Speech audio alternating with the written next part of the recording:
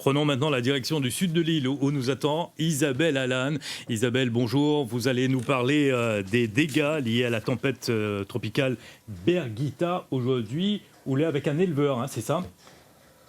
Oui, m'aller avec Christian Grondin, que les éleveurs depuis plus de 20 ans ici à la ravine des Cabris. Christian, bonjour. Bonjour, oui. Là où ça nous l'est, c'était le chemin d'accès. Le chemin d'accès, voilà ce qui reste, avec un terrain défoncé carrément, et, avec mon pâturage parti, mon mur à plus de 60 mètres est parti, et voilà, avec de l'eau.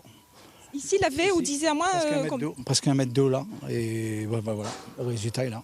Les dégâts, me disait tout à l'heure dans les titres, les considérables hein, chez vous. Effectivement, là, nous voit un peu, mais il prolonge encore. Hein. Il prolonge, oui, le terrain, il prolonge. Sur 85 mètres, il est comme ça, le terrain. Et puis, ben voilà, ben, la cause... Que ça la provoque ça, Christian? Comment de l'eau, tout d'un coup, là, arrive comme ça? C'est très simple.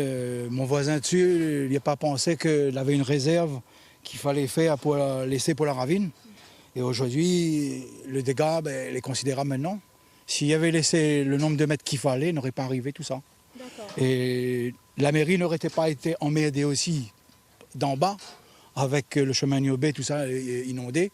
Et ben voilà. En fait, voilà. Donc c'est au voisin que l'a fait un endiguement, on va dire.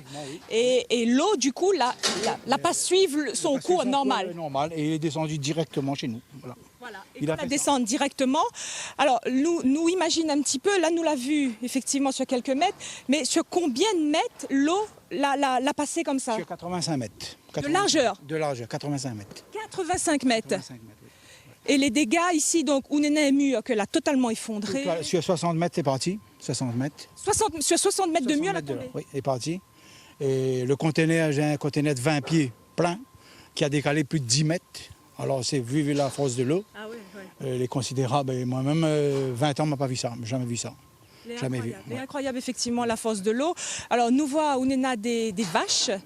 Et bien, forcément, de l'eau monte à nous. Où ça, l'eau arrive? Jusqu'à là. L'eau est montée jusqu'à là, sous le ventre des bœufs. Et les pauvres vaches, comment elles étaient alors pendant l'eau? Elle a resté dans l'eau 2 à 3 jours comme ça avant le cyclone. Et après le cyclone, elle a resté pareil. Il a fait pareil. Aujourd'hui, nous, les victimes... Dans quel état sont-ils là aujourd'hui? Ah, le stress total, puisque ils ne mangent plus comme il faut. Ils mangent plus comme il faut. Même on a beau faire les vitamines, il reste à piéger, mais il faudra au moins un bon 3-4 mois pour remettre en état. Et alors que c'était des vaches... Prêt à aller dans 2 mois, prêt à partir à la boucherie. Ouais. Là maintenant, tout est recommencé. Il n'y a plus rien, tout a recommencé. Voilà. Ouais. Je pose la question depuis lundi, effectivement, aux agriculteurs que nous rencontrons. Ils ont tous dit à moi, ils allaient dans un état d'abattement, quoi, de désarroi. Ils ne connaissent plus ce qu'il faut faire. Oui, puisque moi, je m'arrive là le matin, moi, je ne connais pas ce qu'il faut faire. Je me donne à manger parce qu'il faut donner à manger. Mais après, commencer, regarde simplement la cour, c'est une désolation pour moi. Je n'arrive pas à comprendre. Vous dites, moi, voilà, ou assise un peu, rentre toute case. Je rentre ma case. Voilà. Et on a le travail pour faire. Et on a le travail pour faire. Et il ne peut pas. Oui. Là, quelque chose, il gêne à moi carrément. Oui, là, voilà. Il ne peut pas. À combien on estime les dégâts ici chez vous, Christian? Les dégâts, sont entre 60 et 70 000 euros. 70 000 euros? 70 000 euros, oui. Ouais. Bon. Alors, c'est toute une vie que moi, la préparé là. Et pour dire que je prends de ma retraite pour arrêter de mon travail que je faisais avant, le bâtiment. Et aujourd'hui, cette année, je devais arrêter. Et bien là... Tout est remis en question. Tout est remis en question, comme on dit. Et on va voir. La suite, nous va voir.